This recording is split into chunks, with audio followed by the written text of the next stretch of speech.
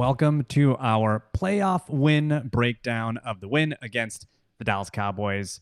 We decided this week that we were going to do key plays from the win against the Cowboys, just some things that we thought were super impactful in the game. 7 plays in this case that we think were important in the Niners' ultimate victory in Dallas.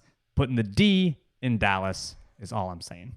First quarter, put that in the title first play of podcast. I did put that in the title, and someone called it too. Someone on Twitter was like, "Are we not going to talk about how nuts this title is?" And I'm like, "Someone understood. Thank you. I'm glad you listened." Opening drive right away. First quarter, 10:59. We're already in the red zone. This is an opening touchdown on a play that was perfectly blocked and capped off a pretty smooth opening script. Yeah, I mean, it was difficult to pick out a single play from this opening drive because just like everything, nothing was necessarily overly special, right? There wasn't like one that really stood out more than the rest of them here, but they were just incredibly efficient throughout this entire drive, and we thought the one to cap it off was as good as any. And yeah, you get a great look, I think, from the end zone view, and they're just so good on the play side here. So you get again, outside zone, out to the right-hand side there. You're going to get the lead block with Juice. You get Ayuk that's coming down to kind of pin down Parsons there on the edge. And so I think, when you look at both Ayuk, you look at Juice's block, you look at Compton, you look at Brunskill, everybody on that side just getting an excellent block. And I think it's like hard to ask for a better drawn up play than this one down here at the red zone to get an easy walk-in touchdown. Yeah, I mean, you look at Brunskill, and he's got to get a reach block on the play side against DeMarcus Lawrence. And I mean, look at it. It's athletic. He gets around. He gets his flips around. It's good. He gets his hips flipped around. It's good. When you can put a wide receiver like Ayuk and have him block Micah Parsons in the run game. Like, think about what that does for you numbers-wise on the play side. Now you've got an offensive lineman on a defensive back. And that's a mismatch because you're able to neutralize someone like Parsons with Ayuk. You can neutralize him so much so that you give him a little shove at the end of the play, and you get him to take a swing. Look at here, he gets a shove, and then right there, bam, 11 on 11 crime. Yeah, let's get it one more time. And the ref is right there. Yeah, the ref is right there. That's the best part. I know, and he tries to split him up. But that was when that happened, and the Niners drove down the field and punched it in right away. They didn't even get to a third down, I think, on this drive. Right? No. They didn't get to their first third down until the second drive. It was incredibly efficient. It was awesome. But now it's all 49ers until we get to the second quarter. 5:24. It's 3rd and 5. The Niners decide that they are going to go into man coverage in the red zone. And Dak just sees it. He sees this man coverage, single high safety, closed formation, and then he just picks his slot fade, and it's easy money. And this was the moment, really, that it felt like the Cowboys finally decided to kind of show up in this game, right? I mean, you're talking, really, it had been almost entirely 49ers up to this point. I mean, they'd been pretty dominant. You still have a 2-score lead there. They had to end some drives and field goals that, of course, they would have preferred to have touchdowns on. So it's still only 13-0. But this was kind of the play where it's like, all right, they're finally getting something on the board. And you see, this has kind of been something that I think has been a concern in several games. It's going to probably be a concern unless they really go away from this coverage in the coming game against Green Bay. But you see K1 down there on Amari Cooper in the slot, and just not a great look. Again, when they go spread like this, it's very easy to see and get a clean man coverage read. I mean, everybody across the board here lined up directly over their receiver that they're going to be covering, playing inside leverage. You get your single high safety in the middle of the field. So, very clear what they're about to do here. And it's just too much space, right? As we kind of let it roll, you just have so much room here. I mean, as you pause it, as Dak's letting it go, all that space to the corner, right, to outside the numbers into the end zone that you can lead him to away from a defender that's playing inside leverage, right? And so, it's just a tough thing to do, especially when you get as good of a throw as this. And the 49ers are bringing the blitz, right? They have Warner going, and we can kind of take a look from the end zone view here. They're bringing Warner here. They're showing that kind of same 1-by-3 look that we talked about last week. And so you have a chance to get pressure, but this throw is just so quick, right? Like I mentioned on the pod, it's basically quick game timing. I mean, you get a quick 3-step drop from the gun. He's letting it go. There's just no time for any rusher to be able to make it through unless he's got just a clean, unblocked shot right up the middle of the offense. It's just very difficult to get there any sooner than that. So, yeah, tough play and definitely a big one that got Dallas back in this game. But the 49ers answered. On the ensuing drive, the 49ers go full Shanahan on a really pretty play that actually plays off of something the Niners have put on film a couple of times this year. And it's this kind of post. It's a concept that Shanahan calls hiccup, where you see the post being run by Debo here, and you see Ayuk typically just running the crosser. But then at the last minute, he cuts back upfield. And Trayvon Diggs is not expecting it at all. Jimmy Garoppolo gets him, and it's a big play, and the Niners are right back in it. Yeah, I mean, you see, and this kind of plays off a lot of things, right? And I think this is what you're thinking. So Diggs, from his perspective, when you get this kind of boot action, you see Ayuk flying across the field. I mean, this is very common, right? From no matter who you're playing, even the setup from Kittle here, right? He kind of goes like he's going to block and then ends up settling there on that kind of release type route and just trying to be a check down option for him. So everything screams like we're running boot back to the right here. And even with Debo's initial break, right? A lot of times what you're going to get in these type of concepts are Debo just like breaking to the corner or on a deep out toward the sideline. And so, yeah, everything that they're showing you up to this point, just looks like a normal, typical boot play. And then, yeah, you get, of course, Debo breaking back to the post here, occupying the safety. So now he's got two defenders that are really going with him. And then here, Ayuk, at this point, you see Diggs, because Ayuk gives a little look back to Jimmy, which I think is big, because right after that, you see Diggs look back here. And that's when he loses him, right? He breaks up the field. And it's just a really kind of slow developing double move, essentially. It creates a ton of space for him, and Jimmy's able to put it on him, and you get a big play. And so, yeah, this was the very first offensive play after that touchdown to Cooper, and this gets the 49ers into Dallas territory and allows them to kind of respond with another score. I think the timing of plays like this is so pretty, because when you look at Garoppolo's eyes, you can see him go from Debo down the middle of the field, and it's like, okay, you check your big play, you check the post safety's on top of it.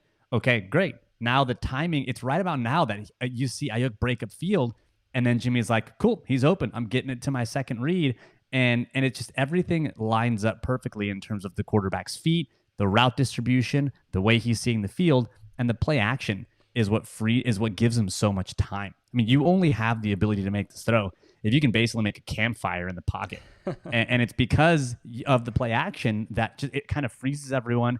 Everyone hesitates, and it gives Garoppolo the time that he needs to make this throw. It's perfect design, great execution, and it's a big play for the 49ers. Even you see down there at the bottom. So, I mean, you get most of the defensive linemen, right, that are kind of flowing with the play action fake, but then you get Lawrence, who's up top, right? He kind of ends up with juice here, and he's not necessarily going full on towards Jimmy, right? He kind of is sitting there waiting, expecting him to continue on the boot, and so it takes him a little bit. So yeah, he's got just a ton of time in the pocket, which obviously, like you mentioned, is something that you need for a play that's going to take as long to develop as this one.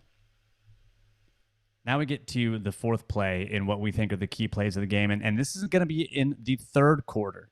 It's now 6 minutes down in the third quarter. Dallas's drive starts going backwards. They get a block in the back, then DJ Jones gives Connor Williams a business, and now you're staring at a long down and distance, and they're having to throw the ball, and K'Wan Williams decides he's going to do something a little unusual on this play that ends up resulting in a pick.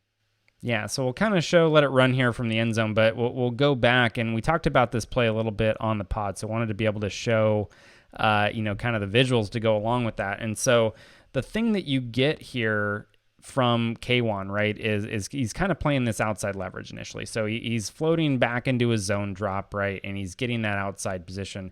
And then here you get the in-breaking route, right? So it's a little curl route that you're getting from Cedric Wilson there, and he's opening to the inside. So typically you're going to expect at this point, once he's kind of breaking down and opening up inside there, and Dak's kind of just cocking the ball and about to ready to let it go, K1 should be, you would expect, like in most situations, driving on the inside of Wilson, because that's where the route is taking him. So he kind of wants to cut that route off and beat the receiver to the spot. So it makes sense from that perspective when you look at it here for Dak to want to put this more back shoulder, because you're expecting the defender to ultimately have that inside leverage if he tries to drive on the pass.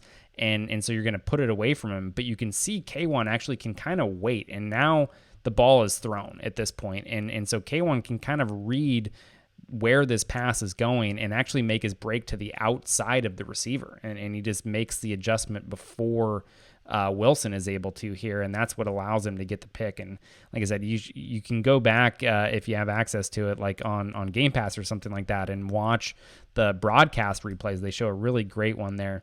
But here you see him just kind of beating Wilson to the spot and kind of cutting that off. But it was, kind of an unusual play because you don't typically see interceptions with that kind of leverage on this sort of route. It's immediately after this play that the Niners get the ball in the red zone and get their only points of the second half. And it is Debo Samuel, who runs what looks like a play that maybe we've seen before on kind of this outside run. But this is something the Niners went to often in this game, and that's more of a gap scheme approach in their run game. And here you see two pullers, one from the backside of the center, one from the front side, and they're trying to mash it to the outside with a gap scheme. Debo sees a cutback lane and houses it. Right. So normally what you would see, we'll let it go mostly through here once, but normally what you would see on this type of run with Debo, right, is you get probably one of either the right guard or right tackle, right? So either Brunskill or Compton here might pull out in front. So if they're not going to go just pure outside zone where everybody's zoning to the right-hand side, they might, like, say, bring Kittle down to block and then pull one of, again, Compton or Brunskill there out and have them lead the way for Debo along the outside. But here they actually pull both guards, right? So you can see not only does Brunskill go, but Tomlinson's going as well. So he crosses and he's on that big looping path to kind of get around Kittle there eventually and try and lead the way. And, he doesn't end up really having much to do on this play. Like everybody else gets kind of blocked. I mean, he would be in theory the one that's targeting the corner there, number 30. And so he would be kind of getting out to him, but it never really is necessary because you get the cut back here with Debo. But again, just all the blocks on the play side, kind of similar to the touchdown run, very good here. I mean, you get nice blocks really from Kittle is a big one here because this is not an easy sort of pin down block, right? Like he normally you would expect on most plays where he's going to be trying to block this guy inside like that he's got already the leverage that he wants. So he'd be expecting kind of more 93 to be slid inside. And so he's already got that nice position. He's just got to go and seal him inside, but he's got to work outside, almost kind of like a reach block here, and then seal him off. And so you get that, you get Brunskill with a nice block on the pull. And then you get Compton on 72 here that's able to kind of keep him closed off. And yeah, I mean, that's enough there to get Debo up to the second level, and you get a terrible angle from the safety there that kind of overruns things, and he's in the end zone. I love the little jab step that Kittle gives Basham. That's Terrell Basham, number 93, because what he's trying to do is he's trying to get Basham to step inside. Yep. To give himself a better angle to get back outside. Like it's just a neat little detail from someone who's really good at it to try to give himself an angle, and he does, and he ends up sealing him off, and it's a big reason why that block being successful that Debo's able to cut it back and house this ball. Well, now you think to yourselves, okay, the Niners have put this game away, they've now scored, and the Cowboys are going to punt. It's the fourth quarter. It's 4th and 5. Everyone in the stadium is waiting for a fake punt. The Niners are waiting for a fake punt. I mean, they're not rushing this. Look at the linebackers. They're waiting there. They're staring. Look at Dante Johnson down at the bottom. He's not turning and looking upfield. He's turning and he's got his eyes on the punter. He's staring. He's like, I know what's coming. Everyone knows what's coming. The only one who doesn't know what's coming is Josh Norman. And he is the reason that the Cowboys are in this game. Even when he's not actually on defense and coverage, he's still keeping offenses in the game. You really can't make it up. I think this is the first special teams play that we've ever shown on a Patreon video, and probably will be the last. But you just couldn't help it because, yeah, it's too fucking good. Just seeing everyone else prepared for this, and then you see Norman turning. I mean, this is the best part, right? So he starts. You look at those first few steps, and it's kind of like Johnson on the other side, right? He's kind of opening up to the inside. To the middle of the field there. You get eyes back a little bit, but then he turns here and starts just like sprinting downfield like he's going to try to cut off the gunner. And just gets lost. And it's like they're clearly like this field position playing this kind of safe punt look. They're never going to actually try to return this. There's no reason to get back there and block. Like at best, Benjamin's going to call for a fair catch. He's probably just going to let it bounce if not. And there's going to be no attempt at a return here. Nobody is getting back to block. You have one fucking job on this play, and you still somehow manage to screw it up. Look, he was just letting him catch it because he was trying to set up the peanut punch. You know, he's like, this is how I'm getting back in the good graces. I'm gonna let him catch it. I'm gonna punch that ball, and I'm gonna get my starting job back. That was the plan. And that's how it started. What I wish we could see is where's the special teams coach on the sideline, right? I was looking. I looked. I want to see somebody. I can't tell if it's Shanahan. No, not Shanahan up there, but somebody up there is like throwing his hands up in a white long sleeve that gets cut off there. But anyway, it's incredible. It really is.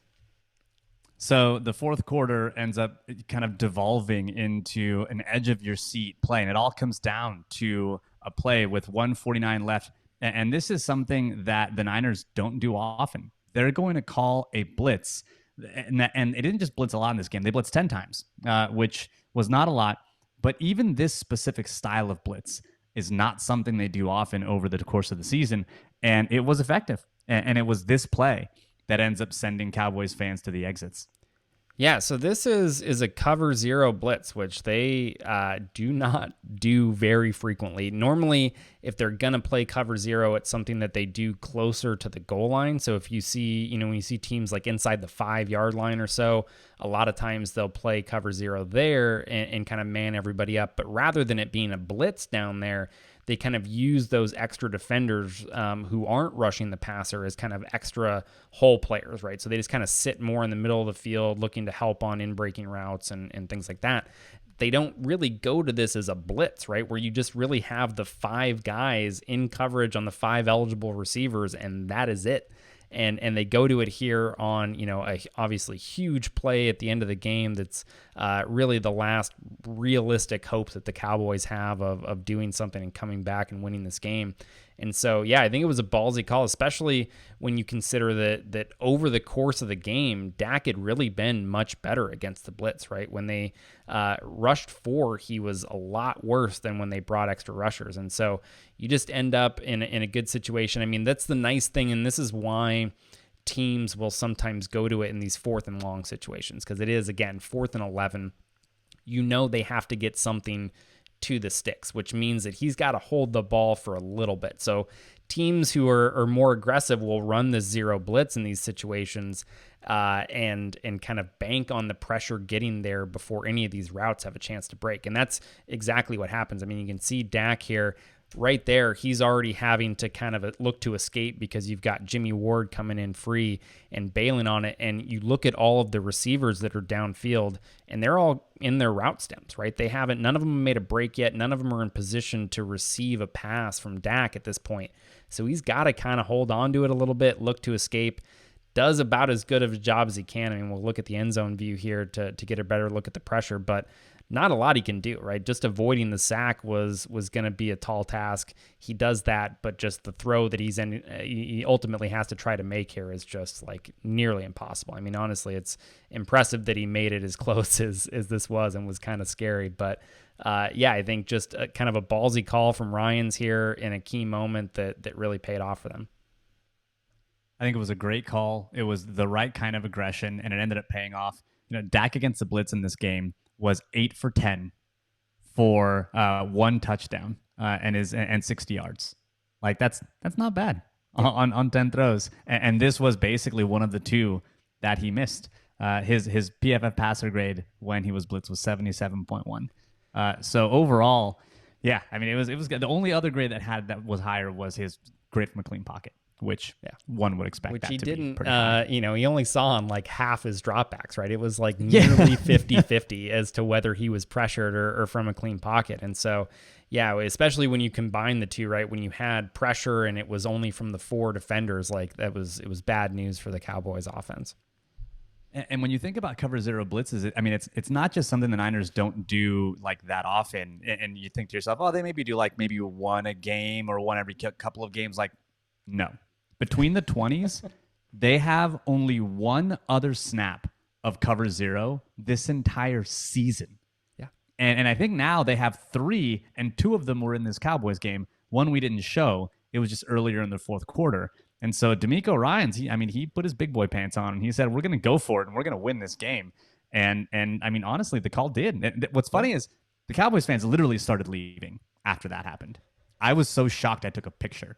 And I was like, they're leaving? And I'm sitting next to a Niners fan and he's there with his wife who's a Cowboys fan. And she's like, man, if this game turns out any different, they're going to be real mad they didn't stay. And so when it got real tight there at the end, I was like, damn it, this better not happen. But they were justified in leaving early. I guess they've been to enough Cowboys games that they knew. Yeah, it was. I mean, look, I don't think I would have left myself if I were in, if the roles were reversed there, but you can understand it a little bit. I mean, it feels pretty over when you fail in that situation. Midfield, 2-minute warning's already gone by. It doesn't feel very good. And but yeah, I think it is interesting that Ryans went to that sort of aggressive blitz twice in this game, but both in the fourth quarter, right? Like really coming down. And the other one was a third down play as well. So it was really key situations late in the game that he's deciding to go to something that, again, they only did once, and that was on a run play. Like it was, I'm pretty sure it was like a 3rd or 4th and short or something like that. That ultimately was a run play that they ran at that one other time against the Texans. And so, this is not something that they have done or really shown at all this season. And so, just have to give him a lot of credit to be willing to call that type of stuff in these key situations and have it pay off. 7 plays to win. The Niners are advancing to the divisional playoff game against Green Bay Packers. We'll be back next week with another breakdown video, hopefully after another win. And we're on to Green Bay for one more week. Thanks again for the beer. Thanks for tuning in. As always, go Niners.